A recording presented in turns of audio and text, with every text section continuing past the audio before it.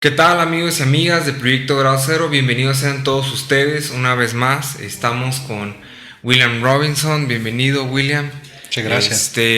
Hoy vamos a hablar de una obra cortesía de Editorial Siglo XXI titulada Una teoría sobre el capitalismo global, producción, clase y estado en el mundo transnacional. Pues voy a hablar un poco de William. Él es doctor en filosofía, catedrático de Sociología, Estudios Globales e Internacionales, asimismo de Estudios Latinoamericanos en la Universidad de California, en el campus Santa Bárbara. Es autor de diversos libros como América Latina y el capitalismo global, La crisis del capitalismo global y el Estado transnacional, que es un libro muy interesante. Y hoy vamos a hablar de una teoría sobre el capitalismo global que Siglo XXI tuvo a bien editarte. Sabemos que es un libro que desde hace 10 años se escribió en inglés, que ha sido un libro que ha cautivado al público, que ha causado debate, que ha dado mucho que decir, y hoy que lo presentas en español, pues el lector latinoamericano, el español, pues ya tiene acceso más fácil a tu obra. Cuéntanos cuál es la idea principal en relación ¿por qué hablar de un capitalismo global? Nos presentas en el texto que el capitalismo evoluciona, que el capitalismo muta, que tiene unas etapas y que actualmente se rearma, se reconfigura y empezamos a hablar de lo que tú llamas un capitalismo global. Claro, como vos decías, el capitalismo está en una constante evolución y en una constante reestructuración. Sin embargo, se da ciertas épocas en que se da una reestructuración profunda y total del sistema capitalista, de tal manera que se puede hablar de un nuevo tipo de capitalismo. Y entonces justo una de esas transiciones epocales de época se da a finales del siglo XX. Y a partir de la crisis del capitalismo mundial de los años 70, que era la última gran crisis estructural del capitalismo mundial. Bueno, ahora estamos en el siglo XXI, estamos en otra crisis estructural que podemos hablar más adelante. Pero comienza entonces el capitalismo una vez más a reestructurarse profundamente, justo desembocando en esta época globalizada del capitalismo, o sea, en la globalización capitalista y en un nuevo modelo de capitalismo. Ese modelo lo estoy calificando como capitalismo global. Ahora, este nuevo capitalismo global tiene, identificó en el libro, y a propósito el libro está actualizado y con una nueva introducción para los lectores en español, en América Latina. En el libro hablo de 4 dimensiones novedosas del sistema capitalista que comienzan a aparecer a finales del siglo XX con esta reestructuración. Y la primera dimensión es que surge el capital verdaderamente transnacional y un sistema globalizado de producción, de finanzas y de servicios. Es una nueva estructura económica a nivel mundial, la economía globalizada. Segundo, surge una clase capitalista transnacional, que es una nueva fracción de clase que aparece en todos los países en el mundo y aquí en México, y más adelante me gustaría hablar de la clase capitalista transnacional en México, y específicamente qué es lo que distingue esta fracción de los capitalistas, que es la clase transnacional de la nacional, es que está arraigada en circuitos transnacionales de acumulación, a diferencia de las capitalistas nacionalmente orientadas que están arraigadas en circuitos nacionales de acumulación. La tercera dimensión novedosa de este capitalismo global es el surgimiento de lo que yo califico como un Estado transnacional. Y queriendo decir con Estado transnacional no quiero decir un gobierno global. Eso no quiere decir, este es otro concepto. El concepto de un Estado transnacional es la idea de que han surgido una serie de organismos supra y transnacionales que comienzan a velar por todo el sistema capitalista y además de eso, y comienzan a entre sí desarrollar relaciones de coordinación, mecanismos de vincularse entre sí, de tal manera que comienzan a formar una densa red de organismos supra y transnacionales. Junto con el concepto de Estado transnacional incluye también los estados nacionales, como el Estado mexicano, el Estado norteamericano. Pero estos estados nacionales, habiendo sido transnacionalizados, en el sentido de que se integran algunos de sus ministerios más importantes como bancos centrales, Ministerio de Relaciones Exteriores, etcétera, se integran orgánicamente, institucionalmente con esta red transnacional de organismos super y transnacionales, y todo funciona como una densa red, como yo decía. Mediante esa red se intenta regular, organizar, ordenar lo que es la economía global, el capitalismo global, y además de eso, la clase capitalista transnacional intenta ejercer su poder clasista mediante estas densas redes. Entonces, el Tratado de Libre Comercio, porque tenemos 20 años del Tratado de Libre Comercio, se tiene que comprender como producto del Estado transnacional, como un tratado implementado por el Estado transnacional. La cuarta y última dimensión novedosa del capitalismo global, a diferencia de las anteriores épocas del capitalismo como sistema mundial, son nuevas modalidades de desigualdad y dominación en el sistema mundial. Y específicamente siempre hemos pensado en la desigualdad como entre países, y el norte es rico y el sur es pobre, o sea, el primer mundo es rico y el tercer mundo es pobre. Y ahora lo que estamos viendo es el surgimiento de desigualdades transnacionales de clase, que realmente ya no corresponden a países, ni corresponden al norte y sur, o primer mundo o tercer mundo.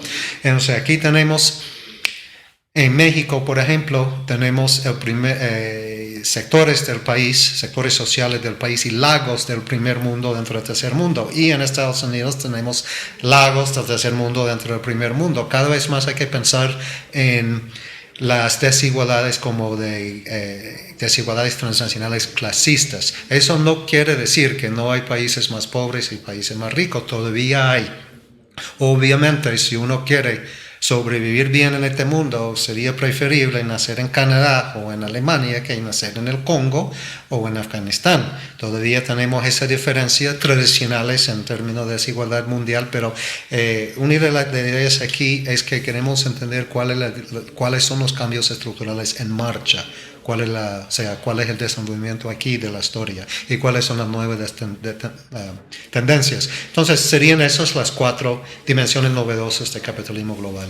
Así es, a lo largo del texto nos narras las diversas etapas del capitalismo y nos dices que en estas últimas, en todas aquellas ha habido momentos de crisis, que su estructura, en la manera en que se configuran, en que se arman, empiezan a ya no surtir los efectos esperados, ¿no? Ya no empiezan a dar cuentas de lo que se buscaba y había una necesidad de transformarse, ¿no?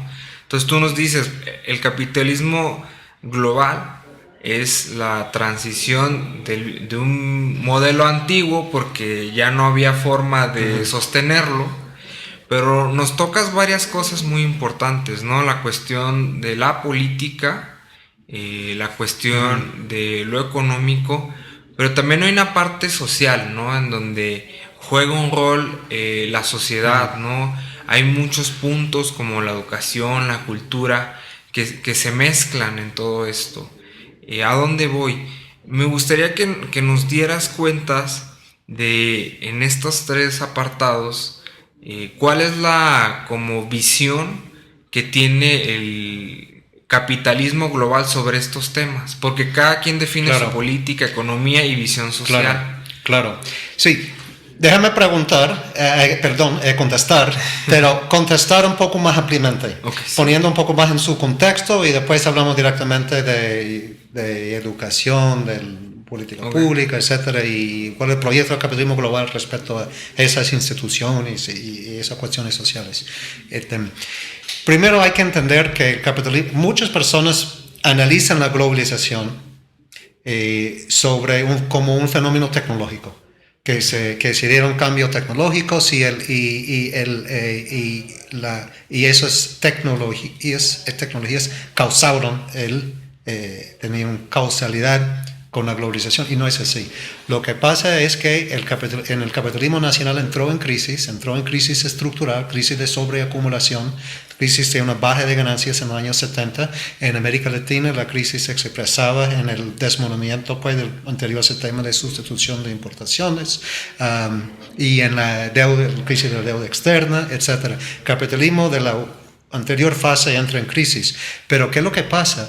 Es que las clases populares estaban creciendo su fuerza, las clases populares, las clases obreras, y ejercían su poder mediante movimientos sociales, movimientos sindicales, luchas políticas dentro del Estado-Nación. Y tenían la capacidad dentro del Estado-Nación de aplicar presiones para que el capital tuviera que tener alguna reciprocidad con ellos. Alguna reciprocidad. Por ejemplo, en Estados Unidos los sindicatos y los movimientos sociales podían presionar al Estado y obligar al Estado a controlar un poco el capital, a imponer un salario mínimo, imponer pensiones, imponer ciertos derechos, etcétera, etcétera. Entonces, en algún momento, el capital responde a la crisis de los años 70, que era una crisis estructural, pero también responde al creciente poder de las clases populares con globalizarse. Queriendo decir que la globalización capitalista es un proyecto clasista, no es un proyecto tecnológico. Y eso es muy, muy, muy importante. Capital busca globalizarse para escapar del Estado-Nación, de los encierros y las reservas del Estado-Nación y del poder de las clases populares dentro del Estado-Nación.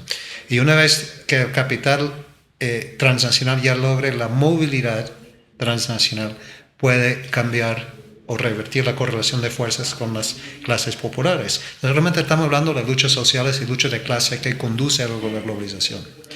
Sí, de Eso hecho, es muy importante. Tú nos dices en el texto, ¿no? De cómo la propia clase social, pues nosotros, el pueblo, usamos las propias herramientas del sistema para luchar contra él, ¿no? Entonces, sí, ahí nos das cuenta de que el sistema dice, oye, creo que nos están agarrando el sartén por el mango, hay que tomar estos cambios, y nos das cuenta de cómo sí se ha podido, ¿no?, contestar. Y aquí también dentro de esas teorías se maneja la cuestión de como una clase revolucionaria, un grupo que siempre está en oposición a la clase dominante. La pregunta es, ¿en el capitalismo global sigue siendo la misma persona o cambia? ¿Hay cambios? O sea, el mismo sujeto. Así es. No, el sujeto mismo, pero el sujeto se ha ido evolucionando y transformando y redefiniendo también. Claro, esa es la dialéctica y esa es la naturaleza de la historia. Pero claro, la pregunta es bien importante y hay que ver, decía Marx, en algún momento Marx ya está fuera de moda, pero ya está de moda de nuevo porque con Marx podemos comprender esta coyuntura de 2014. Y digo eso porque Marx decía una vez que la lucha de clases es la fuerza, es el motor de la historia. Y eso muchas personas no lo entienden, y eso lo vemos con estas constantes reestructuraciones del capitalismo mundial. En los años, y miremos esta cuestión por lo de crisis. La primera gran crisis del capitalismo a nivel mundial era en 1870-1890. Era una fuerte crisis, y era una crisis porque era en principio del proyecto de socialismo, era en principio de la sindicalización, todavía no se había colonizado a África ni a Medio Oriente, etc.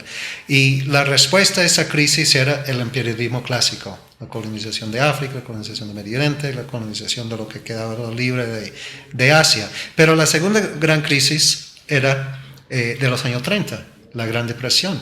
Y con esas dos crisis se da una reestructuración total del capitalismo. Y Capital respondió, los grupos dominantes respondieron a la crisis del 30 con lo que llamamos keynesianismo de John Keynes, el estado de bienestar social, la redistribución para abajo, etc. Entonces estaba reaccionando a las grandes luchas de los años 30. En México es la época de Cárdenas. y la reforma agraria y apogeo eran los beneficios de la Revolución Mexicana.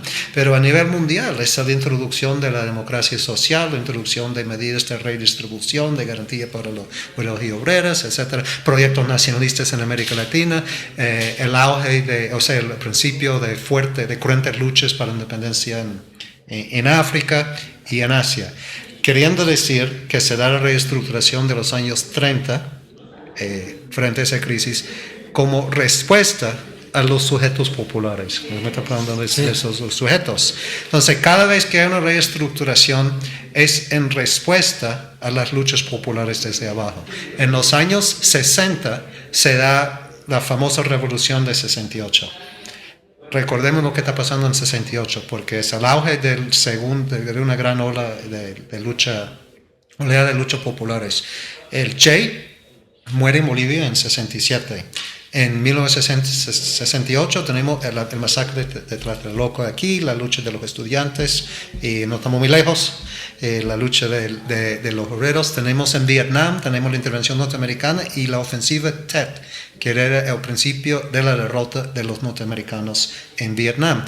En China estamos en 68, en el apogeo de lo que es la revolución china y la revolución cultural. En París tenemos la sublevación de los obreros y los estudiantes. En la República, lo que era Checoslovaquia, tenemos la primavera de Praga.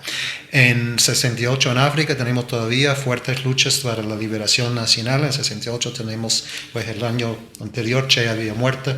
Entonces, por donde quiera que vaya, en el año 68 había realmente en Estados Unidos un movimiento de liberación negra, movimiento de liberación chicana, movimiento contra la intervención en Vietnam, movimiento contracultural, etcétera, etcétera. Donde quiera que tú veas el mundo, al final de los 60 hay resistencia y están haciendo un nuevo mundo y el capitalismo pierde su hegemonía. En 72 y 73 comienza la parte estructural de esa gran crisis. ¿Y cuál es la parte estructural? Que hay un embargo del petróleo del Medio Oriente y el Nixon le pone fin al estándar del oro. No sé si sus oyentes se acordarán de todo eso. Entonces se combina crisis de hegemonía con crisis estructural fuerte de capitalismo. Y es cuando, por eso digo que el capital responde a esa crisis de 60-70 buscando una reestructuración total mediante la globalización. Eso nos conduce al capitalismo global. Eso lo hablé antes, pero ya con más detalle. Ahora me está preguntando de los sujetos. Si el sujeto de 1960-70 eran lo que ya acabo de hablar.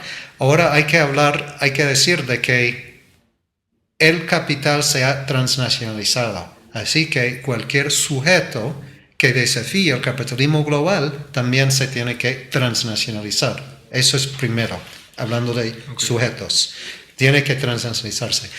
Segundo, la clase obrera, como hablamos de ella, del siglo XX y siglo XIX, no existe en esos términos. Claro que existe una clase obrera, y la clase obrera está más grande que nunca, más amplia que nunca, y tiene un rostro femenino que no tenía antes. Estoy hablando de la clase obrera formal. O sea, la clase obrera es una clase obrera global ahora, muy estratificada, con muchos diferentes segmentos, dividido por nación, dividido por etnicidad, dividido por género, pero la clase obrera está más grande que nunca. Pero ¿cuál es la diferencia? Entonces, el sujeto fundamental es una clase obrera globalizada, pero la clase obrera se ha transformado.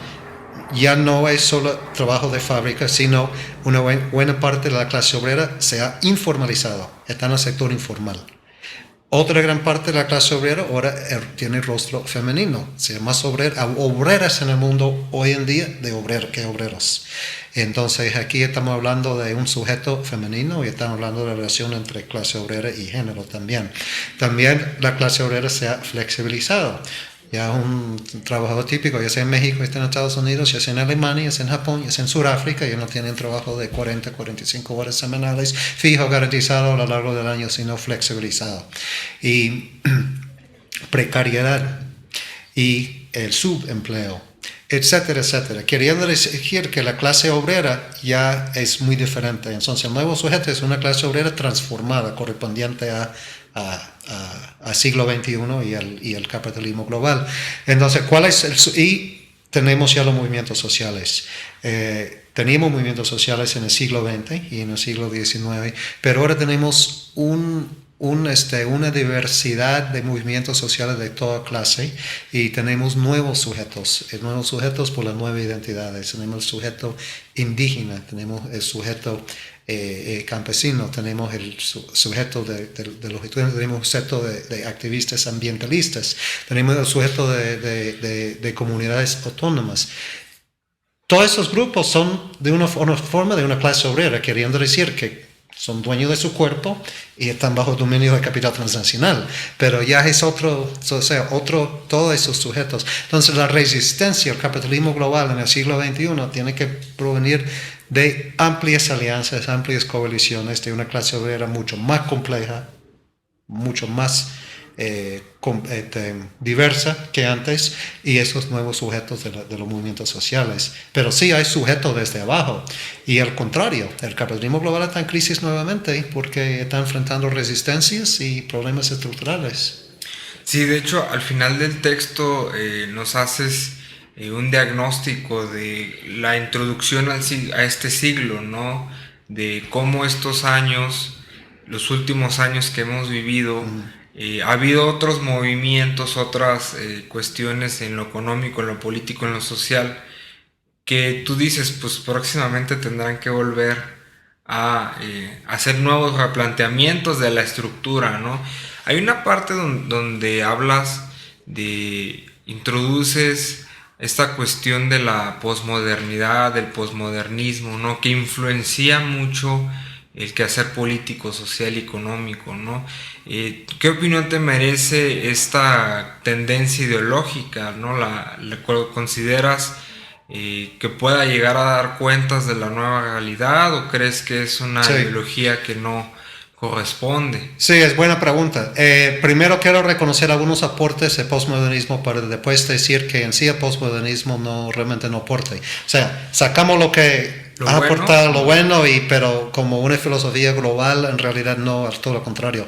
Pero el postmodernismo primero ha roto con el eurocentrismo y eso es muy importante. O sea, nos ha hecho ver de que las perspectivas eurocentristas están muy erradas, por muy mal camino, por un lado, y por el otro lado el postmodernismo nos ha llamado la atención de que hay una multiplicidad de sujetos. Nos ha llamado la atención de que la dominación no solo se da por capital al mano de obra, sino la dominación de género, la dominación étnica, y en tercer lugar, el aporte que ha hecho el postmodernismo es ver que el poder se ejerce por medio de discurso, no solo por medio de la coerción directa o estructural, sino por el discurso. Y esas tres cosas son muy importantes, sus aportes. Pero el postmodernismo, más allá de eso, yo veo el surgimiento del postmodernismo también como reflejo de la derrota de la izquierda a nivel mundial en los años 80 y 90. Y entonces el postmodernismo también decía, bueno, si el capitalismo es todo omnipresente, por donde quiera, de hecho no hay capitalismo. O sea, el postmodernismo no nos permite identificar el sistema de dominación, su naturaleza, y enfrentarlo. Y además el postmodernismo nos conduce a la fragmentación, porque identifica todos esos sujetos, pero rehúsa reconocer que los sujetos son parte de un solo sistema y que comparten en común que son sujetos de un sistema social que es el capitalismo. O sea, el postmodernismo no es una crítica al capitalismo, es una crítica a microopresiones y a microsujetos. Y entonces no puede ser, no es holística, por un lado. Y filosóficamente, entonces por eso rechazo el postmodernismo.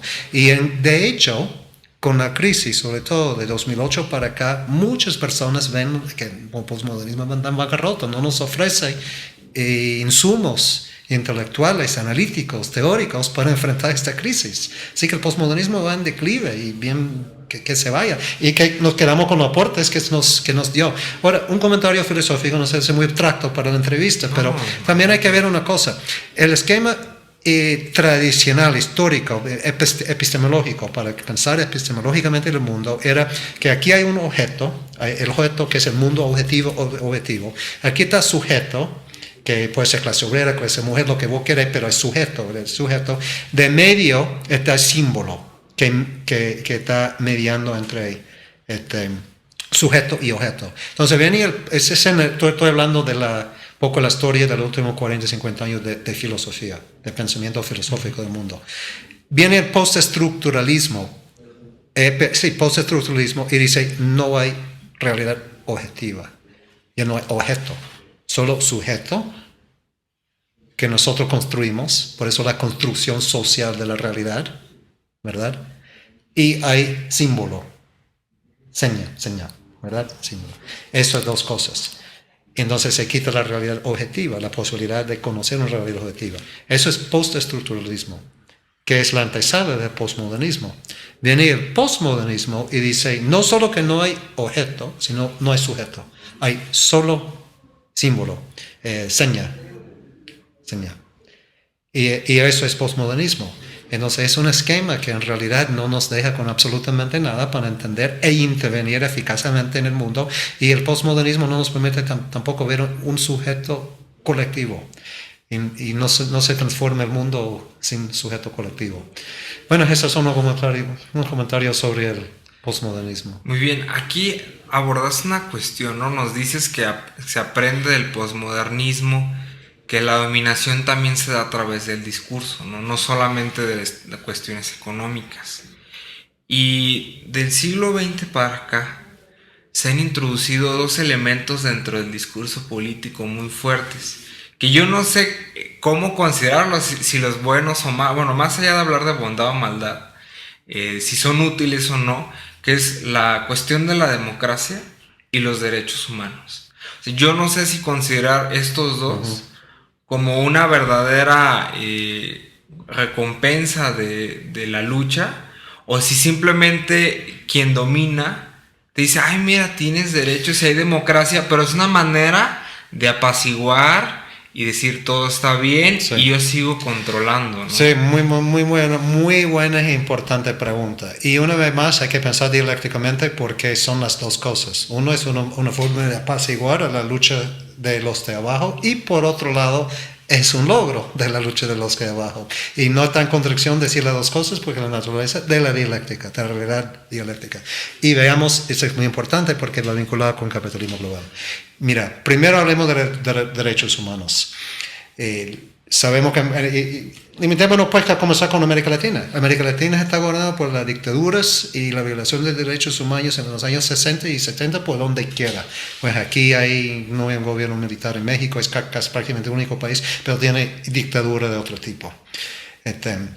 Y entonces los de abajo, los luchadores por la justicia social, los movimientos revolucionarios, los movimientos sociales, la llamada sociedad civil, que es un tercer término que hay que mirar críticamente, abogan por los derechos humanos, reclaman por los derechos humanos. Entonces es auténtico, real, muy importante y justo y todo, y necesario. Totalmente innecesario. Después los poderes, el poder de arriba dice, están hablando de los derechos humanos, nosotros vamos a compenetrar ese discurso y vamos a apoderarnos nosotros de ese discurso y vamos a canalizar ese discurso y la lucha por los derechos humanos en una dirección que no amenace y cuestione al sistema en sí. Y de repente, y el ejemplo está muy claro, está escrito, eso no es opinión mía, comenzó sobre todo con Chile y Argentina, que la Fundación Ford, y la Fundación Ford es una fundación financiada por corporaciones, no solo compañía Ford, por corporaciones, por bancos, es una fundación de la clase, de los grupos dominantes de Estados Unidos, que busca establecer y dirigir las agendas públicas, el discurso público. Entonces Ford comienza a financiar masivamente los movimientos de derechos humanos en el Cono Sur. Y en el Cono Sur, de repente, los que están recibiendo de ese dinero, dando informes, haciendo denuncias en foro público, foros internacionales, haciendo peticiones a los gobiernos, de repente cambian el discurso. Y ya la lucha contra los derechos humanos, contra la violación de los derechos humanos, ya no es una lucha contra el sistema que produce los derechos humanos, que es el sistema de capitalismo en el Cono Sur, y simplemente reconocer que ciudadanos tienen derechos humanos, que no se deben torturar, etc. Y se remueve de la agenda de los derechos humanos los derechos económicos y sociales. Y si nos vimos la transformación de la agenda de derechos humanos en los años 70 y 80, gracias a que los de arriba se intervienen para hacer eso. Entonces, es una lucha de discurso y es una lucha real. Ahora la democracia, escribí un libro grueso de 400 páginas sobre la llamada transición hacia la democracia y la promoción de la democracia. Y se ve con mucha más claridad que la lucha para la democracia se origina de abajo y contra de las dictaduras en América Latina. Y es una lucha muy fuerte, muy poderosa, y los reclamos son: nosotros queremos votar estas dictaduras, no queremos dictadura, y queremos reemplazar el sistema que produjo las dictaduras con un sistema de justicia social. Y cuando hablamos de democracia, estamos hablando de democracia política, de democracia social, de democracia económica, de democracia cultural. Estamos hablando de quien controla los recursos aquí, los recursos materiales. Eso eran los reclamos y los movimientos para la democratización en América del Sur, en América Central, en México y en otras partes del mundo. De repente, en los años 80, 10 años después de que controlaron el discurso de derechos humanos, una vez más desde arriba dicen: vamos a controlar este discurso sobre la democracia, y tenemos que limitar el concepto de la democracia a elecciones libres, sin corrupción. Y aún así no hay democracia en México, pero bueno. Entonces, ya para que no hablen ellos desde abajo y que vaya para el discurso dominante, no sea democracia económica, quien con todos los recursos, quien toma verdaderamente las decisiones entre cada 4 años de elecciones, y que no hablen de la naturaleza del sistema, que no está debatible. Y entonces, una vez más, un montón de financiamiento, y incluso y en Chile otra vez es el modelo. De repente, por ejemplo, Estados Unidos estaba apoyando la dictadura de Pinochet hasta 83. En 83 se da una sublevación masiva, la primera. La gente perdió su temor en Chile. Y una sublevación masiva dirigida por el Partido Socialista, Partido Comunista, los grupos de los jóvenes medio clandestinos, lo que quedaba del MIR, y ni siquiera de esos grupos también, pero simplemente de los jóvenes, que ya basta con dictadura.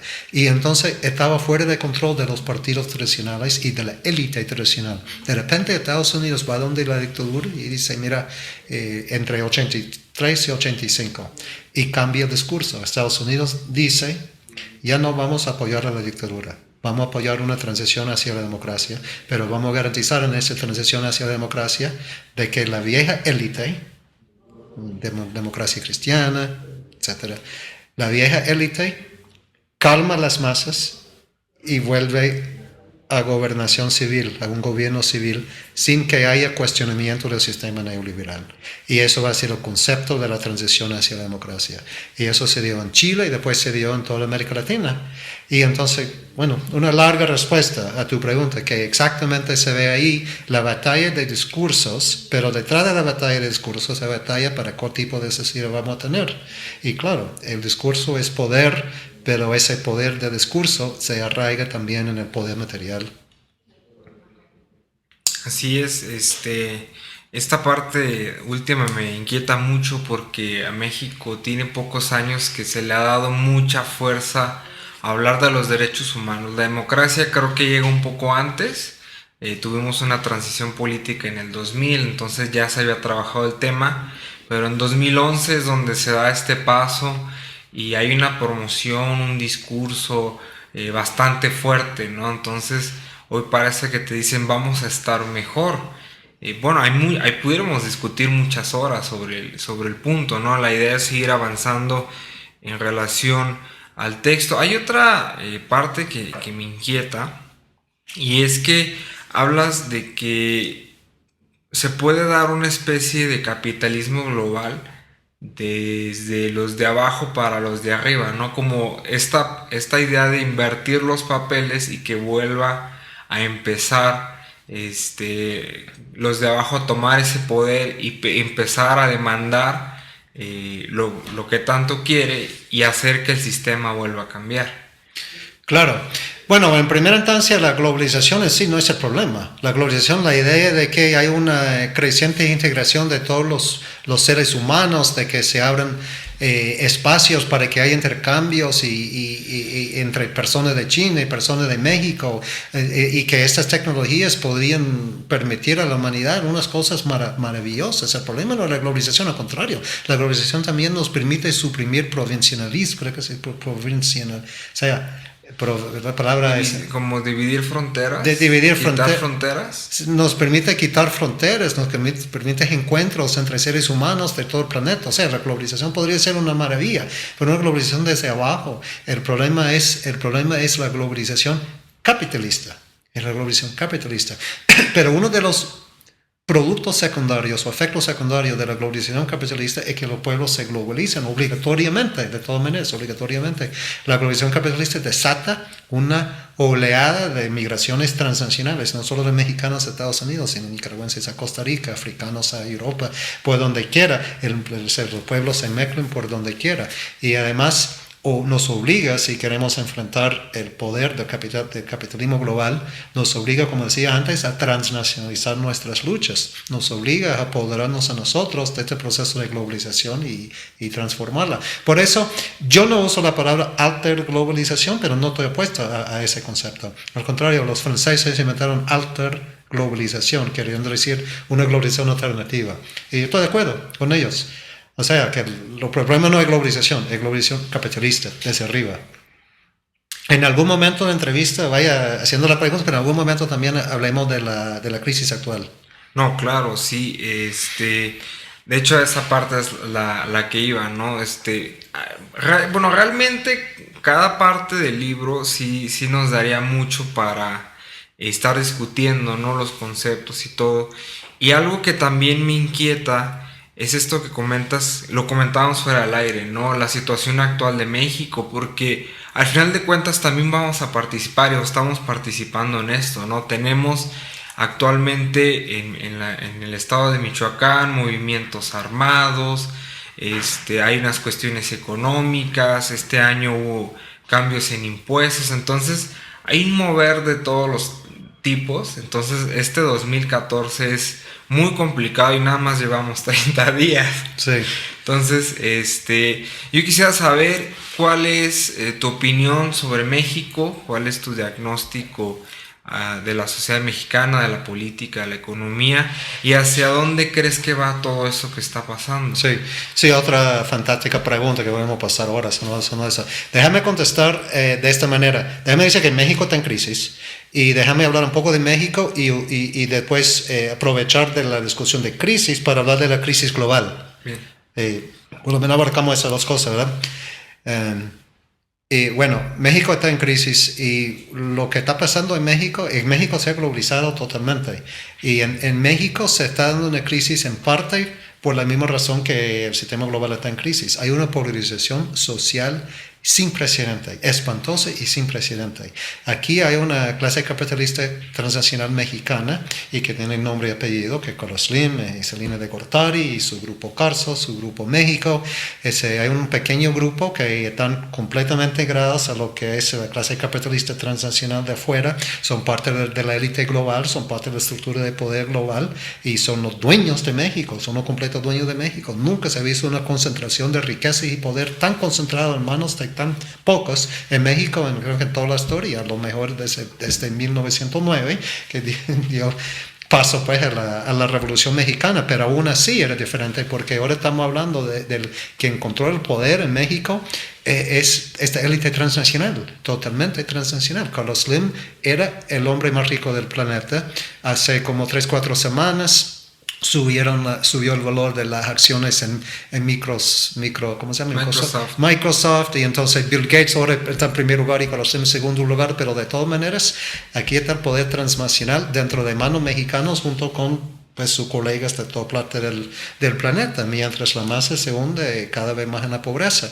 Y aquí hablar de democracia en México es un chiste, es ridículo, es una una bofetada pues, al pueblo sin hablar de quién controla los recursos. La otra cosa que se ve, y eso cada día peor, peor. Entonces se ha caído aquí el tejido social en zona tras zona tras zona, y con una polarización social tal, y no se puede mantener la cohesión social. El Tratado de Libre Comercio, nosotros sabemos, desplazamos dejó desposeído a por lo menos 2 millones de familias mexicanas sin tierra. Y si es una familia tiene 5, 6, 7 personas, estamos hablando de millones de personas, de quizás una sexta parte, una quinta parte de la población mexicana perdió su tierra, tuvo que convertirse en obrero o obrera en lugares como Cancún, los indígenas de Chiapas y de Yucatán, en lugar de perdiendo sus tierras, se convierten en obreras y obreras atendiendo a turistas privilegiados, o migran hacia las ciudades y están aquí en Ciudad de México, o migran hacia Estados Unidos y otra parte del mundo. Entonces han sido desposeídos y convertidos en obreros y obreras de la economía global. O terminan también en grandes latifundios de agronegocio ahora, ya no latifundios de haciendas de antes, sino de agronegocio, de agroindustria de ahora. Entonces se está hundiendo el país en la desigualdad, en la dominación, en la violencia social, todo relacionado con una acelerada globalización capitalista en México y concentración de poder y riqueza. Un punto ahí que quiero decir que sería muy interesante para los oyentes y que ven el video, es que aquí había una lucha muy fuerte entre dos bandas en los años 80 y 90. Surgió y con la ayuda del Tratado de Libre Comercio, pero realmente con Salinas de Gortari, surgió la clase transnacional en México. Y tomó el poder del Estado de México y utilizó el poder del Estado de México para globalizar a México, para negociar el Tratado de Libre Comercio, para ingresar a México en la Organización de Comercio Mundial y para implementar las políticas neoliberales, etcétera, etcétera. Y esa fracción transnacional de la clase dominante mexicana tuvo su representación dentro del PRI, en Salinas de Gortari y después en Cedillo, etcétera. Tuvo su representación en el PAN y tuvo su representación en sectores empresariales. La otra fracción, que es la fracción nacionalmente orientada de los grupos dominantes, quizás no son más a favor de justicia social, pero tenían más vínculo por lo menos con lo que es el país México, lo que son otros 100 millones de personas. Pero entonces entre esos dos grupos, serían dinosaurios y modernizantes, pelearon entre sí y ganó la fracción transnacional y comenzó esta frenética globalización de México, con su resultado hoy día en crisis total. Y ahora quiero aprovechar, no sé si se está acabando un poco tiempo. Tenemos mucho tiempo todavía. Bueno, los anfitriones ya tienen otras cosas planeadas, pero déjame entonces concluir por el momento con un comentario sobre la crisis global. Porque la crisis en México es simplemente la versión local mexicana, particular de México, de una crisis más amplia de la humanidad, de la civilización humana. Y esta crisis en parte es cíclico, en el sentido de que cada 40, 50 años hay una gran crisis del capitalismo mundial. Los años 70 lo hablamos, los años 30 lo hablamos, los años 1870 lo hablamos. Entonces, los otros 40 y 50 años ya estamos explotando en otra crisis global, mundial. Pero esta vez hay 5 dimensiones, que lo voy a hacer un poco rápido, pero 5 dimensiones novedosas, particulares a este momento de la historia, que hace que esta crisis sea más espantosa y más profunda que las anteriores. Y realmente no sé a quién sabe hacia dónde vamos. Primero, la cuestión ecológica. Realmente estamos al borde pues, de un colapso ecológico en el mundo, y los científicos lo identifican con mucha claridad, sobre todo cambio climático, el colapso del ciclo de nitrógeno y el colapso de la biodiversidad. Esos 3 ya hemos rebasado los límites que permiten la sobrevivencia humana. Si no revertimos, no parar, sino revertir esas 3 cosas, estamos en grave peligro. Y no tuvimos eso en las crisis del capitalismo mundial en el siglo pasado o antepasado. Segunda dimensión novedosa es que el capitalismo también, cada vez que ha tenido una de estas grandes crisis, siempre se ha expandido, porque el capitalismo siempre tiene que expandir, y cuando tiene una gran crisis estructural, tiene que buscar expandir como para salir de la crisis. Y esta vez no hay dónde expandir, porque todos los países en el mundo ya están integrados al capitalismo global, casi todos los espacios. Como decimos el otro día, Corea del Norte queda fuera del capitalismo mundial. Parte de eso, no hay otro país que queda fuera. Y hay espacios dentro de los países que han sido violentamente integrados, como Chiapas, como la Amazonia en África Austral. Ahorita el Congo, hay genocidio en el Congo, 6 millones de personas, y porque están sacando minerales, integrando esa región al capitalismo mundial. Entonces, ¿dónde va a ampliarse, a expandirse ahora el capitalismo mundial para salir de esta crisis del siglo XXI? No se sabe. ¿Quién sabe? Tercera dimensión es que tenemos una humanidad superflua, una gran masa de la humanidad, una tercera parte que está en el desempleo, que han sido expulsados de la economía productiva, han sido expulsados de la participación activa en la sociedad y simplemente no son necesarios para el capital. Y son estructuralmente desempleados y marginalizados. Y representan un grave peligro para el sistema porque las élites dicen que pueden tener rebelión, pueden derrocarnos. Entonces, sobre ellos sufren una tremenda represión. Los nuevos sistemas de control social, los nuevos sistemas militares y represiones, formas de represión, se aplican ya a esa masa de la humanidad. Y es una crisis esa de polarización social que decía que jamás visto. El Foro Económico Mundial se realizó en Davos hace una semana. Y uno de los informes que salió de esa reunión decía de que 85 personas más ricas en el planeta tienen más riqueza de la mitad del planeta, de 3.5 mil millones de personas.